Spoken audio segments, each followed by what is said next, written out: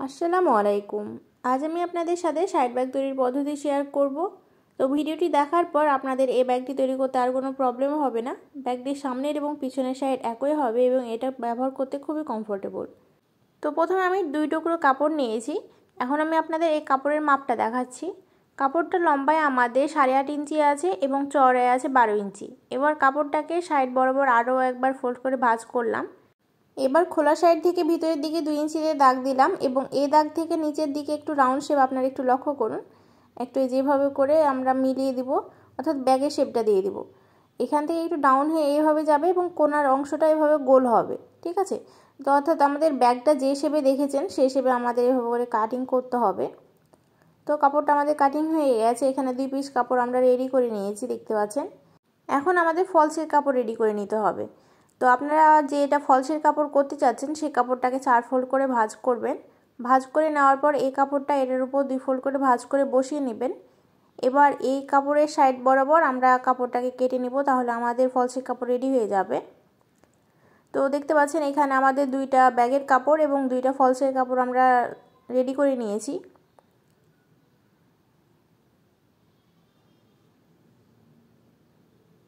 তো মাঝের অংশে আমাদের আরও 2টা কাপড় লাগবে। কাপড়ের মাপটা দেখাচ্ছি। এর লম্বায় 2 ইঞ্চি আছে এবং চওড়ায় আছে 12 ইঞ্চি এবং এই সাইডের কাপড়টা কাটিং করার পর 9 ইঞ্চি আছে, দেখতে পাচ্ছেন। তো সেজন্য আমরা এখানে 12 ইঞ্চি নিয়েছি, অর্থাৎ 3 ইঞ্চি বেশি নিয়েছি। তো একই মাপের আমরা ফলসের কাপড়ও কাটিং করে নিয়েছি। এখন আমাদের সেলাই করতে হবে। এবার পকেট তৈরি করব। এর জন্য 8 ইঞ্চি চওড়া এবং 5 ইঞ্চি লম্বা একটা কাপড় নিলাম। এবার যে কোনো একটা ফলসের কাপড় আমাদের নিতে হবে। কাপড়টাকে আমরা একদম সমান করে 2 ফোল্ড করে ভাঁজ করে মিডিল পয়েন্টটা বের করে নিলাম। তো মিডিল পয়েন্টটা বোঝার জন্য আপনারা চকের সাহায্যেও দাগ দিয়ে নিতে পারেন। এবার এই কাপড়টাকে এটার উপর বসাতে হবে। তো উপরের অংশটা আমরা 2বার ফোল্ড করে ভাঁজ করব, তারপর এটার উপর দিয়ে প্রথমে সেলাই করে নিচ্ছি। আপনারা চাইলে পকেটে চেনও লাগাতে পারেন। তো আমি নর্মালভাবে সেলাই করে নিলাম, দেখতে পাচ্ছেন। এবার কাপড়টার মিডিল পয়েন্ট বের করতে হবে। এভাবে চকের সাহায্যে মিডিল পয়েন্ট বের করে নেবেন, তারপর মিডিল পয়েন্টের সাথে মিডিল পয়েন্ট মিলিয়ে এভাবে রাখতে হবে।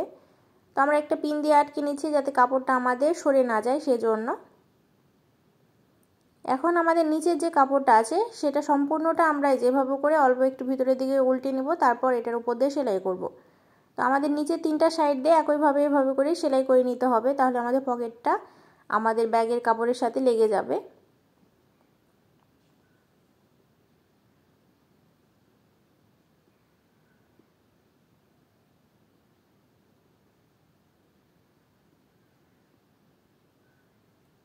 তো দেখুন আমাদের ব্যাগের সাথে পকেটটা লেগে গেছে।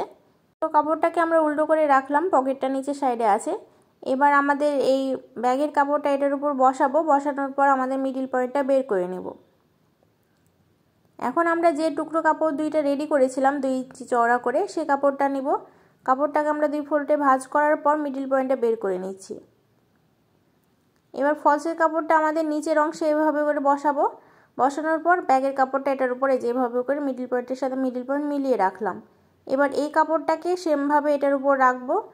তো এই কাপড়টা উল্টো করে বসাতে হবে, অর্থাৎ সোজা অংশটা নিচের সাইডে থাকবে। তো আমি মাঝ বরাবর একটা পিন দিয়ে আটকে নিয়েছি যাতে কাপড়টা আমাদের সরে না যায়। এখন সবগুলা কাপড় একসাথে মিলিয়ে ধরে আমাদের সোজা করে সেলাই করে নিতে হবে। আমি 2 লেয়ারে ব্যাগটা বানিয়েছি, তবে আপনারা আরও একটা লেয়ার দিবেন, সেটা হলো পেপার পেস্টিং অথবা বক্রমের লেয়ার। তো সেমভাবে আপনারা কাটিং করে নেবেন এবং বক্রম বা পেপার পেস্টিংটা মাঝ বরাবর রাখবেন। তো এখন আমরা চেন লাগাবো। তো চেন লাগানোর জন্য আমরা এই যে নিচের কাপড়টা এভাবে করে সরিয়ে রাখলাম। এবার ফলসের কাপড়ের উপর এই যে চেনের যে অংশটা দেখতে পাচ্ছেন এটাকে আমরা এভাবে করে সোজা করে রাখলাম। এবার চেনের উপর দিয়ে আমরা সেলাই করে নিব।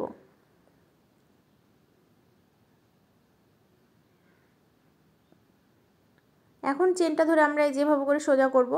সোজা করে নেওয়ার পর আমাদের যে ব্যাগের কাপড়টা আছে সেটাকে এভাবে করে সোজা করে এটার উপর আমরা এই যে অল্প করে ভাঁজ করে এটার উপর বসাবো এবং এটার উপর দিয়ে একটা সেলাই দিয়ে নেব। তো আপনারা একটু লক্ষ্য করুন, তাহলে বুঝতে পারবেন। তো আমি একদম সাইড দিয়ে একটা চাপ সেলাই দিয়ে নিচ্ছি, যার কারণে চেনটা আমাদের ভিতরে চলে যাবে এবং এটার ফিনিশিং লুক আসবে। এবার নিচের অংশটা দিয়েও একটা চাপ সেলাই দিয়ে নিব, তাহলে আমাদের এই কাপড়টা ফিক্সড হয়ে যাবে এবং দেখতে ভালো লাগবে। এবার আমাদের চেনের এ সাইডে সেমভাবে এদিকের কাপড়টা যেভাবে বসালাম সেমভাবে বসিয়ে নিতে হবে। তো দেখতে পাচ্ছেন মাঝখানে চেন এবং দুই সাইডে দুইটা কাপড় লাগিয়ে নিয়েছি। এবার এই কোণার অংশটা আমরা যেভাবে করে ভাঁজ করব। এবার যেখানে কোণাটা শেষ হবে সেখানে আমরা চকের সাহায্যে দাগ দিয়ে নিব। এবার ফিতা ধরে এই দাগ থেকে এভাবে করে আমরা মাপটা নিব। আমি যেভাবে মাপ নিচ্ছি আপনারা সেমভাবে মাপটা নেবেন। তো দেখতে পাচ্ছেন এখানে 23 ইঞ্চি আছে, তাহলে 1 ইঞ্চি বাড়িয়ে আমরা 24 ইঞ্চি কাপড় নিব লম্বায়, এবং আমাদের চওড়া হবে 3 ইঞ্চি, যেহেতু আমাদের এই দুইটা কাপড়ের চওড়া 3 ইঞ্চি আছে। তো দেখতে পাচ্ছেন এখানে আমি একটা কাপড় 3 ইঞ্চি চওড়া এবং লম্বায় 24 ইঞ্চি নিয়ে নিয়েছি। তো সেম মাপের আমাদের আরও একটা ফলসের কাপড়ও লাগবে। তো এই দুইটা কাপড়ের দুই সাইডে আমরা সেলাই করে নেব। তো দেখতে পাচ্ছেন সেলাই করে নিয়েছি, কাপড়টা আমাদের রেডি হয়ে গেছে। এবার আমরা ফিতার কাপড় নিব। তো কাপড়টা আমাদের চওড়ায় হবে 1.5 ইঞ্চি থেকে 2 ইঞ্চি মতো, এবং লম্বায় হবে আমাদের এটা মোটামুটি 46 ইঞ্চি। আপনারা আপনাদের পছন্দ মতো কম বেশি করে নিতে পারেন। তো দুইটা কাপড় আমরা একটার উপর একটা উল্টো করে বসাবো। এবার দুইটা সাইড মিলিয়ে আমাদের সেলাই করে নিতে হবে। তো এই যে দেখুন এভাবে করে বসিয়ে নেওয়ার পর দুইটা সাইড দিয়ে সেলাই করে নিব। তো দেখতে পাচ্ছেন দুইটা সাইড দিয়ে আমরা সেলাই করে নিয়েছি। এবার কাপড়টাকে আমরা সোজা করে নিব। তো সেজন্য একটা পিন নিয়েছি, পিনের মাথায় আমরা কাপড়টাকে এভাবে করে আটকে নিলাম। এবার পিনটাকে আমরা উল্টো করে একটা সাইড থেকে আরেকটা সাইডে নিয়ে যাব, তাহলে কিন্তু আমাদের কাপড়টা সোজা হয়ে যাবে। তো এভাবে করে আপনারা খুব সহজেই কিন্তু কাপড়টাকে সোজা করে নিতে পারবেন।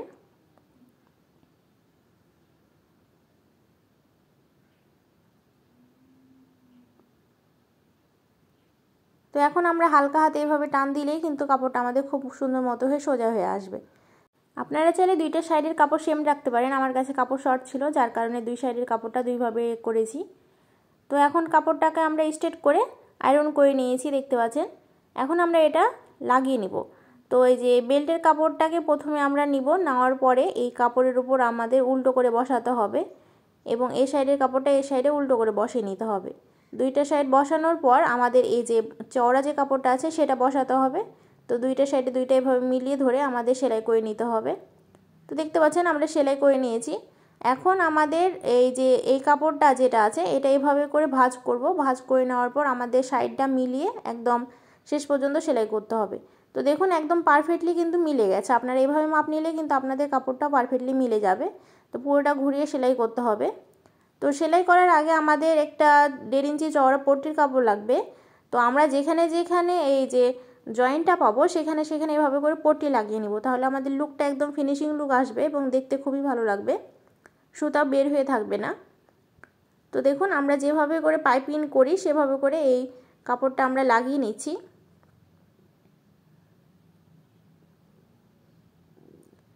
তো দেখুন এটা আমাদের লাগানো হয়ে গেছে। একই পদ্ধতিতে আমরা দুই সাইডেই লাগিয়ে নিয়েছি। এবার কাপড়টাকে আমরা ভাঁজ করব। তো এই যে দেখুন এই কোণা থেকে আমরা ভাঁজ শুরু করব। ভাঁজ করার পর আমরা সেলাই করব। তো দুইটা কাপড় মিলিয়ে ধরে যে শেপে আছে আমাদের ব্যাগের কাপড়টা সেই শেপেই কিন্তু সেলাইটা করে নিতে হবে। আমরা যেভাবে কাটিং করেছি সেভাবে আপনারা যে কাটিং করবেন, তাহলে দেখবেন যে আপনাদেরও এটা মিলাতে কোনো প্রবলেম হবে না। তো আমি আর একবার বলি যে আপনারা এই দুইটা কাপড়ের মাঝে পেপার পেস্টিং অথবা বক্রম ব্যবহার করার চেষ্টা করবেন, তাহলে ব্যাগটা একটু শক্ত হবে এবং ব্যবহার করতে আরও বেশি ভালো লাগবে। তো আমার কাছে ছিল না, যার কারণে আমি এটা ব্যবহার করতে পারিনি। তবে ব্যাগটা বানানোর পর রিয়েলাইজ করেছি যে আমার এটা বক্রম দিলে বেশি ভালো হতো। তো ফিতাটা আমরা ভিতরের দিকে ভরে দিব এবং চেনটা খুলে নেব। খুলে নেওয়ার পর এই সাইডের কাপড়টা আমরা ভাঁজ করব। তো ওই সাইডের কাপড়টা যেভাবে ভাঁজ করেছি সেমভাবে এইভাবে ভাঁজ করার পর আমরা পুরোটা ঘুরিয়ে সেলাই করে নেব। প্রিয় দর্শক, আপনার যদি আমার ভিডিওগুলো ভালো লেগে থাকে এবং আপনারা যদি আমার চ্যানেলে রেগুলার আপডেট ভিডিও পেতে চান, অবশ্যই আমার চ্যানেলটা সাবস্ক্রাইব করবেন এবং পাশে আসা বেল আইকনটা অন করে রাখবেন পরবর্তী সকল আপডেট ভিডিওর নোটিফিকেশান সবার আগে পাওয়ার জন্য। এবং যারা অলরেডি আমার চ্যানেলটা সাবস্ক্রাইব করেছেন তাদের অসংখ্য ধন্যবাদ।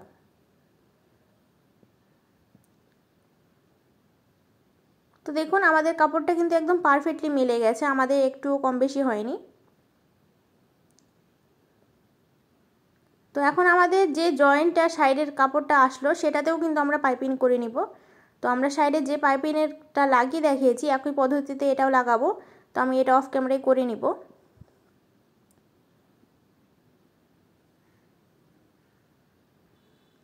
তো এখন আমি আপনাদের ব্যাগটা সোজা করে দেখাচ্ছি।